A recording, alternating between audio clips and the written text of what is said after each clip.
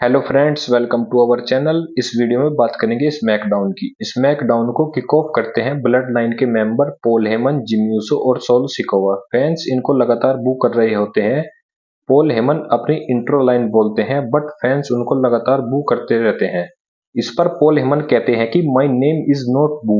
इसके बाद वो बात करते हैं कि कैसे ब्लड लाइन ने एजे स्टाइल को हॉस्पिटल के बेड तक पहुंचा दिया और जॉन सीना को भी ब्लड लाइन से दूर रहना चाहिए, नहीं तो उनका भी हाल एजे स्टाइल वाला ही होगा।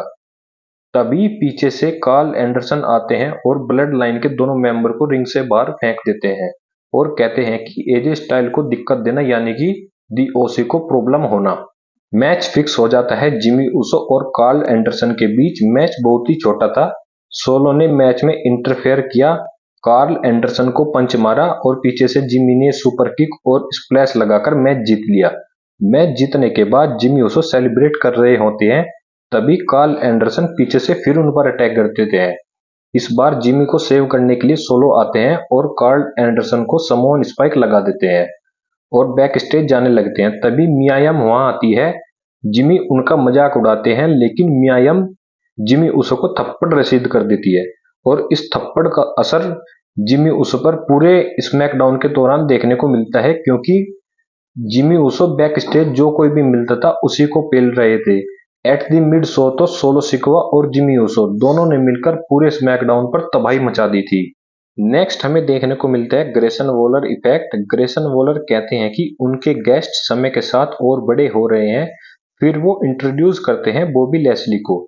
ग्रेसन वॉलर बॉबी लैस्ली से क्वेश्चन पूछते हैं कि लास्ट वीक स्ट्रीट प्रॉफिट की हार हुई, इससे आप गुस्सा थे, इस पर क्या बोलेंगे आप? तो बॉबी लैस्ली रिप्लाई करते हैं, कहती हैं कि मैंने टीम चुनने में गलती कर दी और ये बात मैं मानता हूँ। फिर से ग्रेसन वॉलर कहते हैं कि अगर आपको अच्छी टीम चाहिए तो आप मुझे और ऑस्टिन थ्योरी को ले सकते हैं। इतना बोलते ही स्ट्रीट प्रॉफिट का थीम सॉन्ग प्ले हो जाता है। स्ट्रीट प्रॉफिट आती है रिंग में। इससे पहले कि कुछ बोलती, बॉबी लैस्ली खुद ही बोलते हैं, कहते हैं कि मुझे कोई एक्सक्यूज नहीं चाहिए और अगर कुछ करना है तो प्रूफ करके दिखाओ। इतना बोलकर बॉबी लैस्ली बैक स्टेज जाने लगते हैं। तभी ग्रेसन वॉलर ऑस्टिन थ्योरी को इंट्रोड्यूस करते हैं, क्योंकि next match Austin theory versus Cameron Grimes के बीच होना था। रिंग साइड क्राउड में ड्रैगन ली भी बैठे हुए थे। ऑस्टिन थ्योरी उनके साथ बहस करने लग जाते हैं। इसका फायदा कैमरन ग्राइम्स उठा लेते हैं और ऑस्टिन थ्योरी पर अटैक कर देते हैं, लेकिन वे ज्यादा कुछ नहीं कर पाते। जल्द ही ऑस्टिन थ्योरी वापसी करते हैं और ए टाउन डाउन लगाकर मैच जीत लेते हैं। मैच के बाद थोड़ी बहस होती है ऑस्टिन थ्योरी और ड्रैगन ली की, लेकिन इन दोनों को रेफरी आके अलग कर देते हैं। नेक्स्ट मैच था यूनाइटेड स्टेट चैंपियनशिप मैच, जिसमें रे मिस्टीरियो अपना टाइटल डिफेंड कर रहे होते हैं अगेंस्ट सैंटोस एस्कोबार। और मैच क्या बैंगर था। आई पर्सनली रिकमेंडेड कि ये वाला मैच तुम सबको देखना चाहिए, मजा आ जाएगा। एक्शन से भरपूर मैच था। कई बार तो ये लगता था कि मैच में टाइटल चेंज होने वाला है, लेकिन तभी रे मिस्टीरियो किकआउट कर देते थे। एट द एंड दोनों रेसलर अपना फिनिशर लगाने की कोशिश करते हैं बट मैच रोल अप से एंड होता है। सैंटोस अपना फिनिशर फैंटम ड्राइवर लगाने की कोशिश करते हैं but Rey Mysterio roll up करके पिन कर देते हैं और मैच जीत लेते हैं। मैच के बाद सैंटोस एस्कोबार काफी सैड लग रहे थे, लेकिन रे मिस्टीरियो उनसे बात करने के लिए जाते हैं। लेकिन सरप्राइजिंगली अटैक कौन करता है? अटैक करता है इन पर स्ट्रीट प्रॉफिट। दोनों ने मिलकर काफी ज्यादा अटैक किया एलडब्ल्यूओ पर। बॉबी लैस्ली भी आते हैं बैक स्टेज से, लेकिन बॉबी लैस्ली के चेहरे पर जो स्माइल थी वो देखने लायक थी, क्योंकि स्ट्रीट प्रॉफिट के हील टर्न से वो काफी खुश नजर आ रहे थे। एलडब्ल्यूओ पर अटैक करने के बाद बॉबी लैस्ली ने स्ट्रीट प्रॉफिट को हक किया।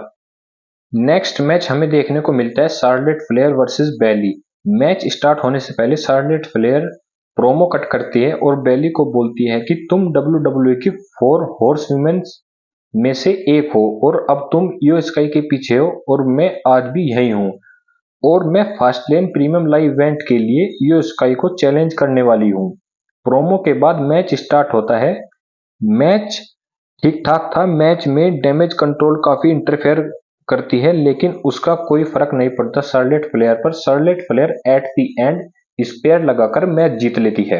मैच के बाद डैमेज कंट्रोल शार्लेट फ्लेयर पर अटैक करना चाहती है, लेकिन शार्लेट फ्लेयर को सेव करने के लिए आस्का आ जाती है और डैमेज कंट्रोल पीछे हट जाती है। आस्का भी आके वर्ल्ड टाइटल के लिए इयो स्काई से मैच मांगती है। बेली माइक लेती है और कहती है कि तुम दोनों को वर्ल्ड टाइटल के लिए चांस चाहिए तो मिलेगा chance. Fastlane premium live event में ट्रिपल थ्रेट मैच होगा, Iyo Sky versus Charlotte Flair versus Asuka world championship के लिए। बेली तो मैच की अनाउंसमेंट कर देती है, लेकिन इयो स्काई इससे खुश नहीं नजर आ रही थी। नेक्स्ट हमें देखने को मिलता है स्मैकडाउन का मेन इवेंट। सबसे पहले आते हैं John Cena. John Cena promo cut करते हैं और कहते हैं कि मेरे पास फास्टलैंड प्रीमियम लाइव इवेंट के लिए कोई पार्टनर नहीं है।